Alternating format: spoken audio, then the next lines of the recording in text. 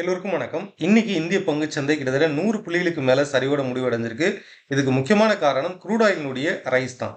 Last ஒரு 2 டேஸா crude oil வந்து sudden ஸ்பைக்ல friend crude கிட்டத்தட்ட $87 வரைக்கும் ட்ரேட் ஆகுது.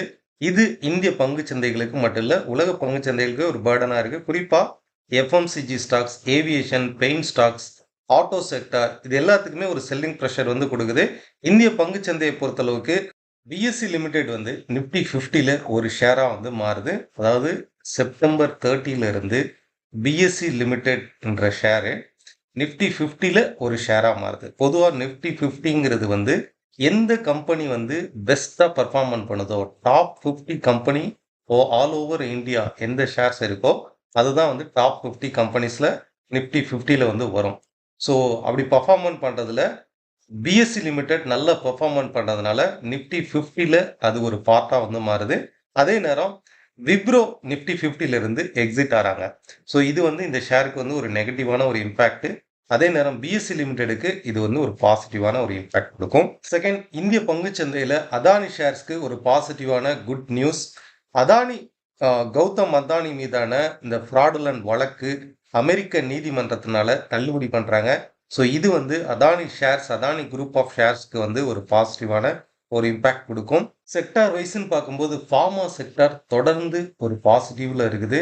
ஃபார்மா செக்டார்ல இருக்கக்கூடிய அந்த கம்பெனிஸ் அதனுடைய Q1 ரிசல்ட்ஸ் வந்து பெட்டர் தென் எக்ஸ்பெக்டடா இருக்கனால தொடர்ந்து ரைஸ் ஆகிட்டு இருக்கு. இன்னைக்கு டாக்டர் ரெட்டி மட்டும் லேபரேட்டரிஸ் மட்டும் 3% மேல ரைஸ் ஆயிருக்கு. இதுக்கு அடுத்து ஐடி செக்டாரும் தொடர்ந்து பாசிட்டிவ்ல ட்ரேட் ஆகிட்டு இருக்குது. மூணாவது ஹெல்த் கேர் செக்டார். இந்த செக்டார் வைஸ்ல ஸ்விங் ட்ரேட் பண்றவங்க இந்த 3 செக்டார்ல ஷார்ட் டேர்ம்ல ட்ரேட் பண்றவங்க ஃபோக்கஸ் பண்ணி பாருங்க.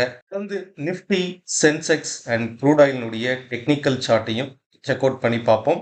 சப்போர்ட், ரெசிஸ்டன்ஸ் அண்ட் ட்ரெண்டை செக் அவுட் பண்ணி பார்ப்போம். Let's we see.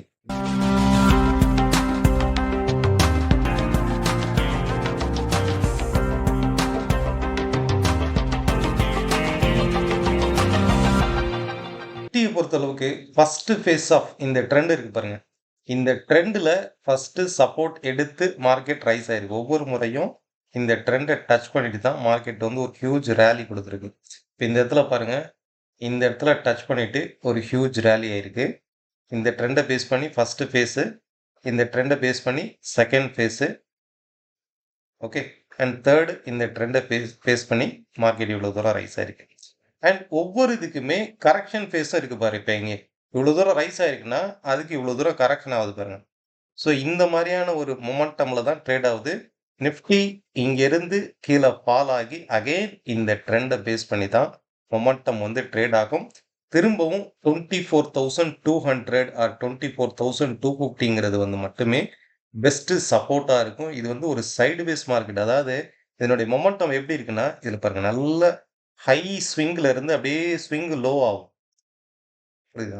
இந்த மாதிரி ஸ்விங் அப்படியே குறைஞ்சிட்டே வரும். இந்த மாதிரி வருது பாருங்க. ஃபைனலா ஏதாவது ஒரு மொமெண்டம் வந்து ஷார்ப்பா ரைஸ் ஆகும், இல்லை ஷார்ப் ஃபாலோ ஆகும். ஸோ இந்த மாதிரி வந்து ஸ்லோ மொமெண்டம் வந்து ஸ்லோ ஆகிட்டே இருக்குது. பட் ஆனால் ஓவரால் ட்ரெண்டை பொறுத்தளவுக்கு சைட்வேஸ் அப் ட்ரெண்ட் தான். தொடர்ந்து ப்ரைஸ் வந்து ஸ்லோ அண்ட் ஸ்டெடியா ரைஸ் ஆகிட்டே தான் இருக்கும். இப்போதைக்கு இந்த ட்ரெண்டு தொடர்ந்து அப் ட்ரெண்டாக தான் இருக்கு. நிஃப்டியை பொறுத்தளவுக்கு இதே இன்ட்ராடேல பாருங்க, நம்ம ரீசன்ட் வீடியோல நம்ம என்ன பார்த்தோம், மார்க்கெட் இதுக்கப்புறம் ரைஸ் ஆகும்போது இந்த 24,700 அப்படின்ற ரேஞ்சை பிரேக் பண்ணும்போது மட்டுமே ஒரு நியூ அப் ட்ரெண்ட் வரும். இப்போதைக்கு ஃபர்ஸ்ட் ஃபேஸ் ஆஃப் இந்த இடத்துல மார்க்கெட் வந்து ஃபர்ஸ்ட் ஃபேஸ் ஆஃப் இந்த கேப்பை ஃபில் பண்ணிட்டு ஒரு ரேஞ்ச் பவுண்ட் மார்க்கெட்டாக தான் ட்ரேட் ஆகிட்டு இருக்கு. இதுதான் நம்ம வந்து பார்த்தோம் இல்லையா? ஸோ இப்போ வரைக்குமே இந்த ரேஞ்ச் பவுண்ட்ல தான் எக்ஸாக்டா ட்ரேட் ஆகிட்டு இருக்கு பாருங்க. இப்போ இந்த ரேஞ்ச் பவுண்ட்ல இன்னுமே நம்ம கிளியரா செக் அவுட் பண்ணி பார்ப்போம். இந்த ரேஞ்ச் பவுண்டுக்குள்ள மார்க்கெட் எப்படி ட்ரேட் ஆகுது பாருங்க. இப்போ இந்த டாப் டு டாப் வந்து கொஞ்சம் கொஞ்சமா ஸ்ட்ரிங்க் ஆகுதா? ஓகே, கொஞ்சம் கொஞ்சமா ஸ்ட்ரிங்க் ஆகுதா? அதே நேரம் ஃபர்ஸ்ட் ஃபேஸ் இந்த இடத்துல மார்க்கெட் வந்து ஒரு டபுள் பாட்டம் கிரியேட் ஆயிருக்கு. இப்போ இந்த லோ மட்டும் பிரேக் அவுட் ஆச்சு, நாளைக்கு வந்து ஒரு கேப் அப் ஆச்சு அப்படின்னா டுவோர்ட்ஸ் அகைன் இந்த ட்ரெண்டு இதே சைட்வேஸ் மார்க்கெட்டாக தான் கண்டினியூ ஆகும். அகைன் இங்கே வரைக்கும் ரைஸ் ஆகிட்டு 24,500 550 இந்த ஜோன்ல இருந்து அகைன் திரும்பவும் ஃபால் ஆகும். ஓகே, பட் இந்த லோ மட்டும் பிரேக் அவுட் ஆச்சு அப்படின்னா 450 வந்து பிரேக் அவுட் ஆச்சு அப்படின்னா அகைன் ஒரு 200 பாயிண்ட்ஸ் வரைக்கும் டவுன் ஆகிறதுக்கு வாய்ப்பு இருக்கு. 24,200 தான் நெக்ஸ்ட் சப்போர்ட்டா இருக்கும். ஓகே, இந்த டபுள் பாட்டம் லோ மட்டும் பிரேக் அவுட் ஆகும்போது ஆல்ரெடி நமக்கு ட்ரேட் ஆகிட்டு இருக்கக்கூடிய இந்த டபுள் பாட்டம் ஜோன், இந்த ரேஞ்ச் பவுண்ட் டவுன் சைடில் பிரேக் அவுட் ஆகும்போது, டவுன் சைடில் உடைக்கும் போது ஷார்ப்பா ஒரு 200 பாயிண்ட்ஸ் வந்து ஃபால் ஆகிறதுக்கு பாசிபிலிட்டிஸ் இருக்கு. ஹியர் ஆஃப்டர் நாளைக்கு நம்ம கவனிக்க வேண்டியது 24,450ங்கிற இந்த லெவல் வந்து உடைக்கப்படுதா அப்படிங்கிறத பாருங்க. இன்கேஸ் டவுன் சைடில் வந்து பிரேக் அவுட் ஆகும்போது, டவுன் சைடில் இது பிரேக் ஆகும்போது மினிமம் 200 பாயிண்ட்ஸ் வரைக்கும் ஃபால் ஆகிறதுக்கு பாசிபிலிட்டிஸ் இருக்கு. இதை நீங்க கவனிச்சு பாருங்க. ஃபைன். செக்டார் வைஸ்ன்னு பார்க்கும்போது தொடர்ந்து ஃபார்மா, ஐடி, மெட்டல்ஸ் இது எல்லாமே வந்து தொடர்ந்து அப் ட்ரெண்டா தான் ட்ரேட் ஆகிட்டு இருக்கு. இந்த செக்டார்ல ஃபோக்கஸ் பண்ணி பாருங்க. க்ரூட் ஆயிலை பொறுத்தளவுக்கு இது வந்து ஒரு கிளியரான ஒரு சைடுவேஸ் மார்க்கெட் தான். இந்த சைடுவேஸ் டவுன் ட்ரெண்ட்ல தான் ட்ரேட் ஆகுது. இன்னுமே மார்க்கெட் வந்து ரிவர்சல் ஆகல. ஓவரால் ட்ரெண்டை கவனிச்சு பாருங்க. ஒவ்வொரு முறையும் இந்த ட்ரெண்டை டச் பண்ணும்போது பவுன்ஸ் ஆகுதா? ஸோ நம்ம கவனிக்க வேண்டியது இந்த ட்ரெண்டை எப்பெல்லாம் மார்க்கெட் டச் பண்ணுதோ அப்பெல்லாம் கிளியர். இப்போ கூட ரீசெண்டாக இவ்வளோ தூரம் ரைஸ் ஆனது இந்த ட்ரெண்டை டச் பண்ண உடனே மார்க்கெட் கிளியராக ஃபால் ஆயிருக்கு. ஸோ அகைன் அண்ட் அகைன் ஃப்ரீக்வெண்ட்டாக இந்த ட்ரெண்டை பேஸ் பண்ணி தான் மொமெண்டம் இருக்கு பாருங்க. இப்போவும் திரும்பவும் மீண்டும் 8,400ங்கிறது இதனுடைய இந்த ட்ரெண்டுடைய ரெசிஸ்டன்ஸாக இருக்கும். ஸோ க்ரூட் ஆயிலை பொறுத்தளவுக்கு ஒரு ஷார்ட் டேர்ம் சைடுவேஸ் அப் ட்ரெண்டாக தான் ட்ரேட் ஆகிட்டு இருக்குது. இதை இன்னுமே இன்ட்ராடேல பார்க்கும்போது இந்த வேவ் மெத்தடுடைய ஒரு பியூட்டியே வந்து என்னன்னா, இப்போ நீங்க பிரைஸ் ஆக்ஷன் எடுத்துக்கிட்டீங்க. ஒரு பிரைஸ் ஆக்ஷன்ங்கிறது ஒரு ட்ரெண்ட் பிரேக் அவுட் ஆகணும். அந்த ட்ரெண்ட் பிரேக் அவுட் ஆகி அந்த ட்ரெண்டுக்கு பிலோல க்ளோஸ் ஆகணும் ஆர் சஸ்டெயின் ஆகணும். மினிமம் ஒரு 2 கேண்டில், ஒரு 3 கேண்டில் ஆர் 4 கேண்டில் சஸ்டெயின் ஆகணும். என்னன்னா இந்த மாதிரி பிரேக் அவுட் ஆகி க்ளோஸ் ஆகி சஸ்டெயின் ஆகி அதுக்கு நம்ம வெயிட் பண்ண முன்னாடியும் அகைன் ஷார்ப்பா ஒரு டார்கெட் கொடுத்தோம். ஸோ நம்ம வெயிட் பண்ணிட்டே இருப்போம். அகைன் ஒரு தொடர்ந்து மார்க்கெட் கீழே ஃபால் ஆகும். என்ட்ரி எடுக்கலாமான்னு நினைச்சிட்டே இருப்போம். அதுக்குள்ளாடி டார்கெட்டே ஹிட் ஆயிடும். ஸோ இந்த மாதிரி எல்லாம் ஒரு பிராக்டிக்கல் ட்ரேடருக்கு ஒரு ட்ரேட் எடுக்கும் போது தான் நிறைய இஷ்யூஸ் வந்து வரும். எங்க என்ட்ரி எடுக்கிறது, எங்க சஸ்டெயின் ஆகுது, எங்க க்ளோஸ் ஆகுது, சப்போர்ட்டை பிரேக் பண்ணி மார்க்கெட் ரீடெஸ்ட் எடுக்குமா, இல்லை திரும்பவும் க்ளோஸ் ஆகணுமா, இல்லை வெயிட் பண்ணணுமா, கன்ஃபர்மேஷனுக்கு வெயிட் பண்ணணுமா, இந்த மாதிரி ப்ரைஸ் ஆக்ஷன்ல நிறைய கன்ஃபியூஷன்ஸ் வந்து வரும். நம்ம வெயிட் பண்ணவங்களாட்டி அதுக்குண்டான டார்கெட் கொடுக்கும். வேவ் அனாலிசிஸை பொறுத்தளவுக்கு இந்த ஒரு இது வந்து கிடையாது. மார்க்கெட் ஃபால் ஆகுது, exact low, this is the entry. இந்த என்ட்ரியில நமக்கு வந்து முன்கூட்டியே என்ட்ரி தெரியும்.